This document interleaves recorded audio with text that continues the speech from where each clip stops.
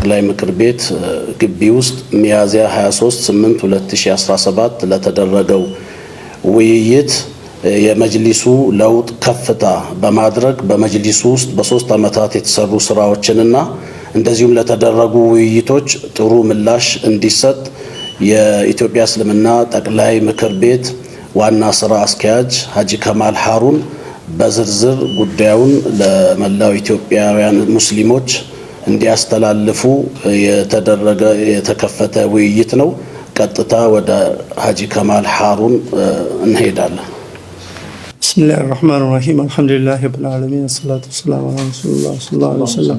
የኢትዮጵያ እስልምና ጉዳዮች ጠቅላይ ምክር ቤት በፌዴራል ደረጃ ጀምሮ እስከ ታች መዋቅሩ ድረስ በ2 ዓመት ተኩል ወይም 3 ዓመት አካባቢ ሊሞላው ትንሽ ጊዜ የቀረው ነው።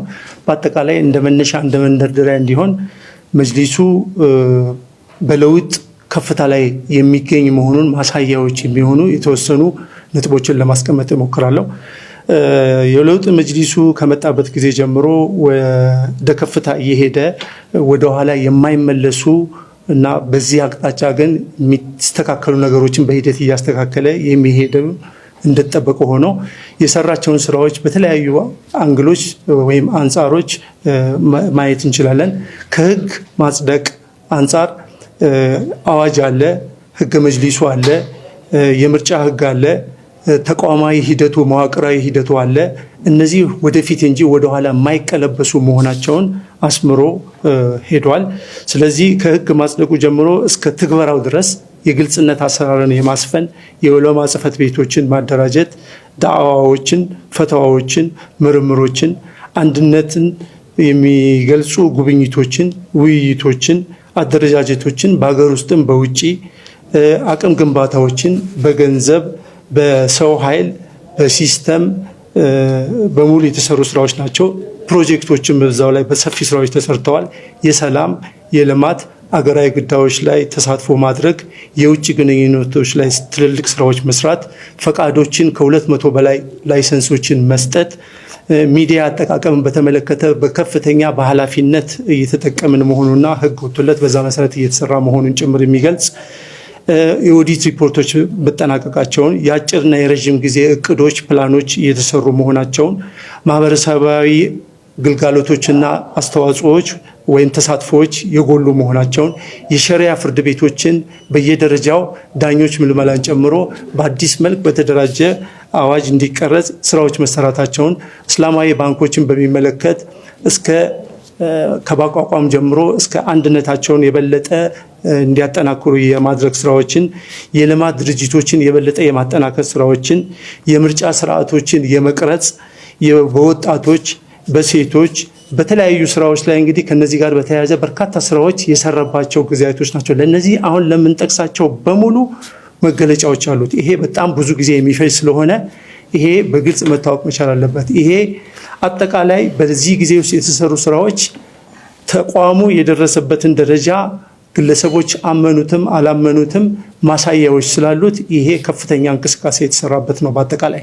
ስለዚህ ከዚህ ጋር በተያያዘ ወደ አንዳንድ ዝርዝር ነጥቦች ስንመለስ የተቋማዊ ግንባታውን በተመለከተ እየተሰራ መሆኑ ግልጽ መሆን መቻል አለበት። ወደፊትም ይህንን በተመለከተ ለድርድር የማይቀርብና ወደፊትም በዚሁ መሰረት የሚስተካከሉ ነገሮች እየተስተካከሉ በሂደት የሚሄዱ መሆኑን ማስመር የግድ ነው። በመጀመሪያ ደረጃ በአዋጅ መሰረት የኢትዮጵያ ሙስሊም ተወካይ ዣንጥላ ወይም አምብሬላ ብለን የምናስቀምጠው በአዋጅ የተቋቋመው የኢትዮጵያ እስልምና ጉዳዮች ጠቅላይ ምክር ቤት ስለሆነ ይሄ በካውንስሉ ስር ሁሉም እስላማዊ እንቅስቃሴዎች በሀገር ውስጥ ያሉት ይሄ እንደ ዣንጥላ ሆኖ የሚንቀሳቀስ ተቋም መሆኑን በደንብ አጠንክሮ መያዝ ያስፈልጋል። በሁለተኛ ደረጃ የለውጥ አመራሩ ከመጣበት ጊዜ ጀምሮ የባላደራ መጅሊስ አይደለም። ህጋዊ ውክልና ወስዶ ለ3 ዓመት ውስጥ በጊዜ ገደብ ውስጥ መስራት ያለበትን ህጋዊ መጅሊስ በመሆን አዋጁን ተንተርሶ የሚወጡትን ህጎች በሙሉ በማውጣት ስራዎችን እየሰራ ያለ የመጅሊስ አካል እንደሆነ መታወቅ መቻል አለበት። ስለዚህ አንዳንዶች ሲያስቡት ለማፍረስ የሚዳዳ አካሄዶች አሉ። ያ ተገቢ አለመሆኑና መሰረቱ ራሱ ትክክል አለመሆኑ መሰመር መቻል አለበት። በሶስተኛ ደረጃ አዋጁን ተከትሎ ከ2009 ጀምሮ በተጠናው ጥናት መሰረት ህገ መጅሊሱን አጽድቆ አካታች የሆነ የጠቅላላ ጉባኤ አካታች ስንል ይሄ አንዳንድ ግለሰቦች የሚያነሷቸው ጥያቄዎች አካታች አይደለም የሚል ነው። አካታችነቱን ከላይ ከጠቅላላ ጉባኤ አደረጃጀት ጀምሮ በፕሬዝደንቶች፣ በስራ አስፈጻሚዎች ደረጃ፣ በክልል አደረጃጆች ደረጃ፣ በኃላፊዎች ደረጃ የሁሉንም ሙስሊም ያማከለና ያካተተ አንዱን ያላገለለ መሆኑን እና ይህ ስብስብ ደግሞ የሙስሊሙ ማህበረሰብ ስብስብ ብቻ ሌላ አጀንዳ ተፈጥሮ የበፊቱ አይነት የዚህ ተወካይ የሚባል ነገር የሌለ መሆኑና ወደፊትም በዚሁ ተጠናክሮ የሚቀጥል መሆኑ። ስለዚህ ይህንንም ተንተርሶ አንዳንድ ግለሰቦች ራሱ ወደዚህ ተቋም ገብተው የበኩላቸውን አስተዋጽኦ ለማድረግ ሲፈልጉ በማስፈራሪያም በተለያየ ምክንያትም የዚህ አካል እንዳይሆኑ የሚደረጉ ቅስቀሳዎችም ነበሩ። በሌላ በአራተኛ ደረጃ የአንድነት ሰነድ በተመለከተ 31 አንቀጾች እነ ሙፍቲን በነበሩበት ጊዜ የተስማሙበት አሁንም ባለው የኡለማ ጉባኤ ጽህፈት ቤት የተስማሙበትን ባለበት እንዲጸድቅ ተደርጎ ያ ወደ ትግበራ የገባበት ነው። ሌላ ከምርጫ ጋር በተያያዘ የምርጫ አፈጻጸም መመሪያዎች ጽህፈት ቤቱ ቦርድ በጀት በህገ መጅሊሱ መሰረት ከመስጊድ ጀምሮ በውክልና ወይም በህዝብ ውክልና መሰረት የሚሰራ በመሆኑ እየተሰራ ያለ መሆኑን ጭምር ይሄን ለህዝብ ግልጽ ማድረግ ያስፈልጋል። ስለዚህ ለሙስሊሙ ማህበረሰብ የምርጫ ባህልን ማስለመድ ማስተማር ተገቢ ስለሆነ ይሄ የለውጥ አመራር ይህንን ወደ ትግበራ እንዲገባ አቅዶ እየተንቀሳቀሰና በዚህ መሰረት ያለምንም ጥርጥር በዚሁ በተቋቋመው በቦርዱ ጽህፈት ቤት በኩል የምርጫ ቦርድ ጽህፈት ቤት በኩል በወጣለት መመሪያ መሰረት ይሄ ተግባራዊ የሚደረግና ወደ ኋላ የማይቀለበስ መሆኑን አበክረን ለማሳሰብ እንፈልጋለን። ሌላ በስድስተኛ ደረጃ የተለያዩ የግል አጀንዳዎች የሚኖራቸው ግለሰቦች ወደ ተቋሙ ማምጣት የለባቸውም። አንዳንድ የተለያዩ አጀንዳዎች ሊኖራቸው ይችላል። የፖለቲካ ሊሆን ይችላል፣ የብሔር ሊሆን ይችላል። ያ የድሮ የካርድ ስለሆነ ወደ ተቋሙ መጥቶ አጀንዳ መሆን የለበትም እና ተቋም ሆኖ መቀጠል የሚገባው በጎደለው ነገር ላይ እያሟላን ወደፊት የምናስኬድበትን ነው። ከግለሰቦች ማግነን ይልቅ ወደ ተቋም ማግነንና የበለጠ ጥንካሬ ተቋም እንዲኖረን ከሌሎች እምነት ተቋማት ባላነሰ ሁኔታ የተሻለ እንዲሆን በማሰብ የተጀመረው እቅድ ወደፊት የሚካሄድበት መሆኑን ጭምር ተገቢ ስለሆነ ይሄንን በደንብ ማስመር ያስፈልጋል። 7 ቀልባችንንም በራችንንም ክፍት አድርገን ከዚህ በፊት ስንሰራ ነበር። የተለያዩ ግለሰቦች የተለያዩ አመለካከት ያላቸው ወንድሞች እህቶች በቤታችን ድረስ መጥተው እየጠየቁ ነበረ። ከዚህ በፊትም በበቂ ሁኔታ ስናስተናግዳቸው ነበረ። አሁንም ይሄንን ነው የምናደርገው፣ ወደፊትም የምናደርገው በዚህ ነውና መጅሊሱ በየደረጃው ባለበት መዋቅር አደረጃጀት መሰረት ክፍት መሆኑን ለመግለጽ እንፈልጋለን። ሌላው በስምንተኛ ደረጃ በየትኛውን ደረጃ ያለ የመንግስት ጣልቃ ገብነት አለመኖሩን ማስመር እንፈልጋለን። ይሄ እንደ ፌዴራል መጅሊስ በየትኛው መጅሊስ መዋቅር ላይ ያሉ በፌዴራልም ጭምር መንግስት ከጣልቃ ገብነቱ ውጪ የሆነ መሆኑንና ለዚህ ግን ትልቅ ምስጋና ማቅረብ እንፈልጋለን። ከዛ ባሻገር ከምርጫ ጋር በተያያዘ ከምርጫ ውጪ ወደ መጅሊስ ለመምጣት ማሰብ ፈጽሞ የማይቻል መሆኑን ማስመር ያስፈልጋል። በጉልበት፣ በረብሻ፣ በአማላጅ፣ በስም ማጥፋት እነዚህ ወደ መጅሊስ መመለሻ መንገዶች ድሮ የነበሩ አሰራሮች ስለነበሩ በዚህ የማንቀጥል መሆኑን አስምረን መግለጽ እንፈልጋለን። አጀንዳ ፈጥረን ሙስሊሙን እና ተቋሙን መረማመጃ ለማድረግ መሞከር ድሮ ቀርቷል። ስለዚህ በዚህ ሁኔታ መቀጠል ስለማንችል የተለያየ አጀንዳ ያላቸው ግለሰቦች ከተቋሙ ውጪ ሆነው የራሳቸውን አጀንዳ በዛ በኩል ማስደረግ ያስፈልጋል። አሳዳጅነትን በተመለከተ ይሄ ፈጽሞ የማሳደድ ስራ የሌለበት መሆኑን ማሳደድ ምን ማለት ትርጉሙ እንደሆነ የበፊት ጊዜ የነበሩ እንቅስቃሴዎች ይታወቃሉና በዚህ ሰዓት ላይ ግን በአሁን ባለው የመዋቅር አደረጃጀት የለውጥ አመራር እንደዚህ አይነት አመለካከቶችና እሳቤዎች የሌሉና ካሉም የሚታረሙ መሆኑን ጭምር ይሄ ለማስመር እንፈልጋለን። ሌላ የውክልና ችግር አለ። የውስጥ ችግር ካለ እንኳን በህገ መጅሊሱ መሰረት በመዋቅሩ መሰረት የግልግል ሸንጎ የሚባል መዋቅራዊ የችግር አፈታት ዘይቤን ተግባራዊ ሊያደርግ የሚችል የመጅሊሱ በህገ መጅሊሱ መሰረት የመጅሊሱ መዋቅር አለ። ይሄ ወደፊትም ተጠናክሮ የሚቀጥልበትና በትልልቅ ሽማግሌዎችም ጭምር የሚታይበት ነው የሚሆነው ማለት ነው። የግል ጉዳያችንን የግል ችግሮቻችንን በውስጥ መፍታት አለብን የሚለው ማለት ነው። ከዛ ባሻገር 13 የሚዲያ አጠቃቀማችንን በተመለከተ ተቋማዊ እንዲሆን ከፍተኛ ስራ ተሰርቷል። ስድብ የለበትም። ልዩነትን ሙስሊሙን የሚከፋፍል ምንም ነገር የሚታይበት የለም። ከዚህ በፊት የነበረውን ግን ያው ሁላችንም የምናውቀው ስለሆነ ሚዲያ አጠቃቀማችን ላይ ኃላፊነት በተሞላው መልክ እንዲሆን ስራዎች እየተሰሩ ነው ያሉት። በተግባርም ደግሞ ይሄንን ነው እያረጋገጥን ያለ ነው። 14 ተቋም ሲገነባ በአንዴ ስለማይገነባ ጊዜ ይፈልጋል። ልታግዙን ይገባል። በሂደት ይስተካከላል ብለናል። የተጣራ መታረም ያለባቸው ነገሮች ካሉ እንዲስተካከሉ እናደርጋለን። የጎደሉ ነገሮች ካሉ ፐርፌክትም ስላልሆን ያንን በሂደት የሚጨመርበትን ጨምረን ማስተካከል እንችላለን። ማፍረስ ግን ወደኋላ መመለስ ግን ተቋሙን ፈጽሞ የማይቻል መሆኑን ማስመር እንፈልጋለን። ከምርጫ ጋር በተያያዘ የሚነሱ በርካታ ነጥቦች አሉ። ምርጫን በሚመለከት ይህ የለውጥ አመራር በጀት መድቦለት መመሪያ አዘጋጅቶለት በህገ መጅሊስ ውስጥ የተቀመጠ ህግ ነው። ያንን ተግባራዊ የማድረግ ግዴታ አለበት።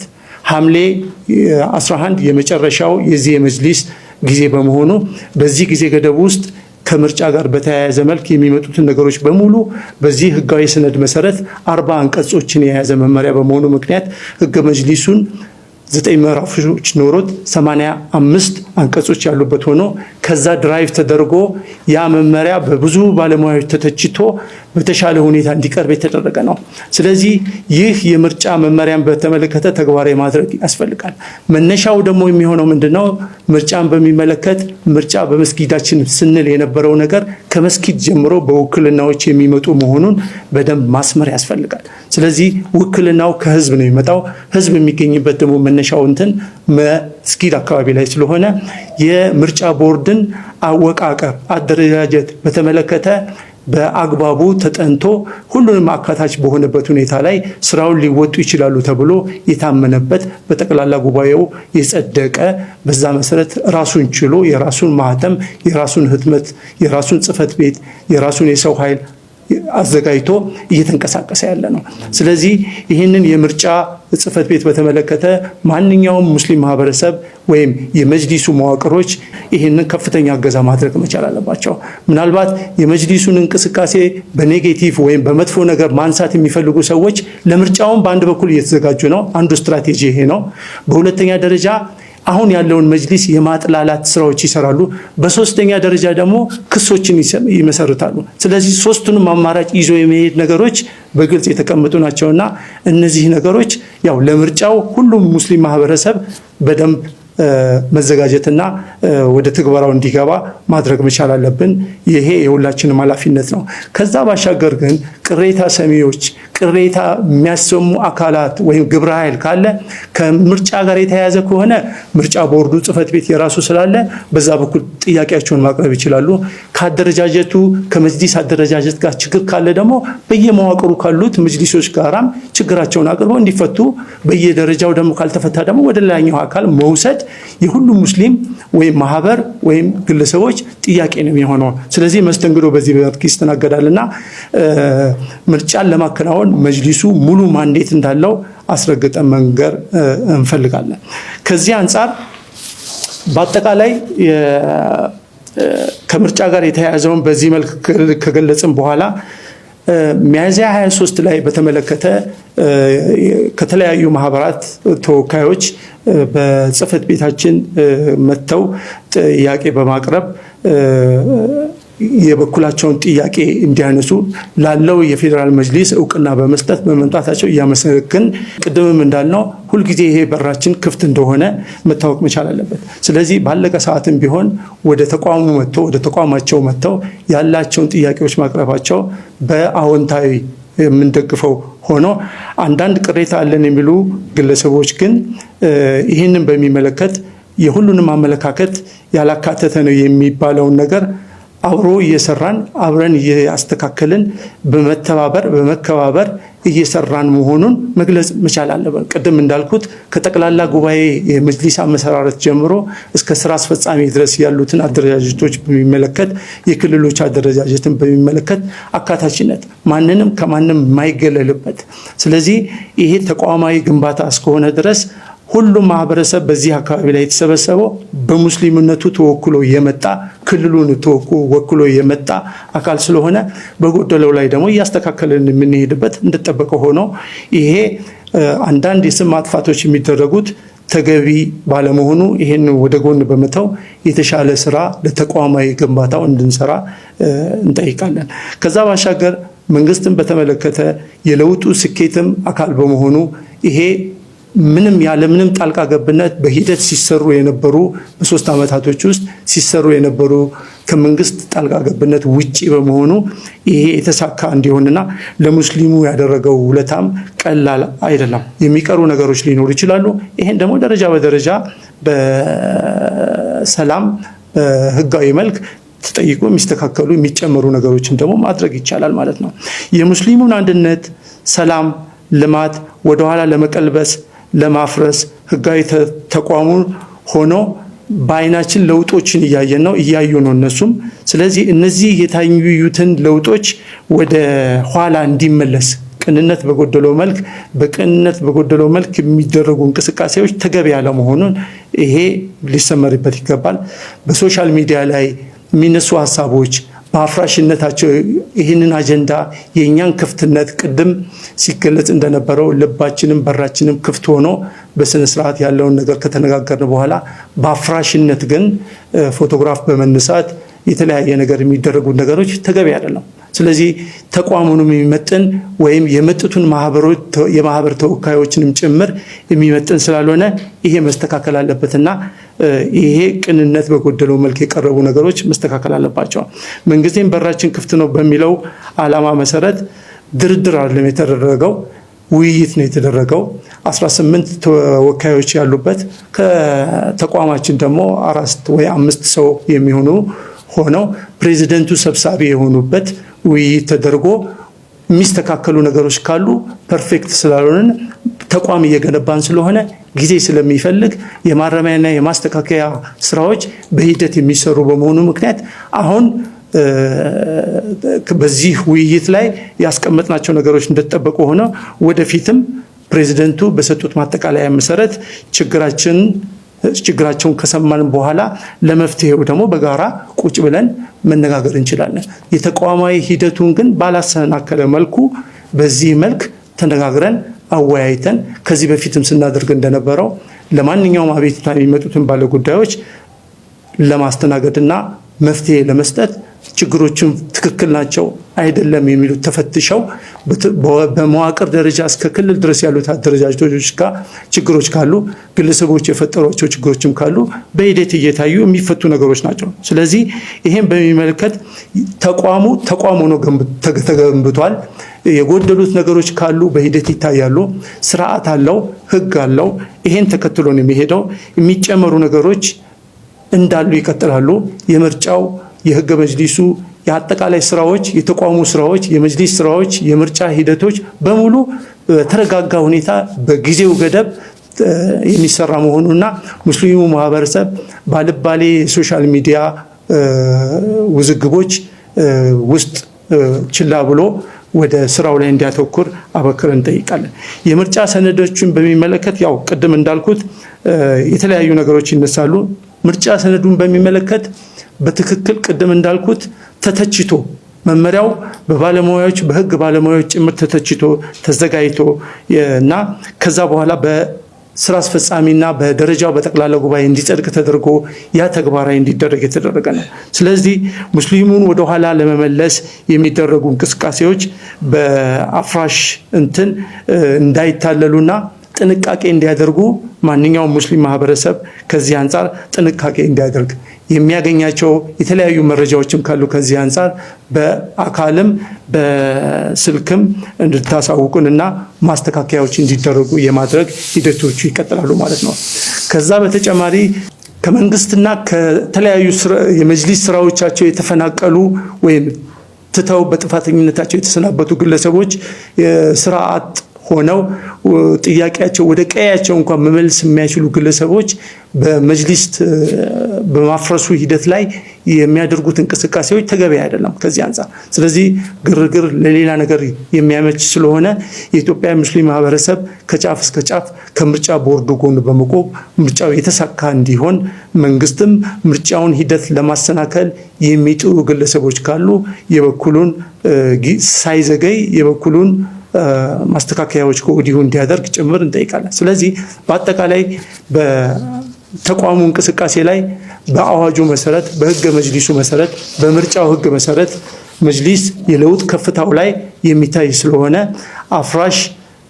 አፍራሾች የመጅሊሱን በድሮ እሳቤ ዝቅ ለማድረስ ሲሞክሩ ግን ተቋሙና ሙስሊሙ ማህበረሰብ ከፍታውን እያሳየ የሚሄድበት መሆኑን ጭምር ማስመር ያስፈልጋል። ስለዚህ ኢንሻአላህ በዚህ በተጠናከረ ሁኔታ ላይ መጅሊሱ የተሻለ እንቅስቃሴዎችን ማድረግ ስለምንችል ይሄንን ለማሳሰብ እንሞክራለን። አመሰግናለሁ።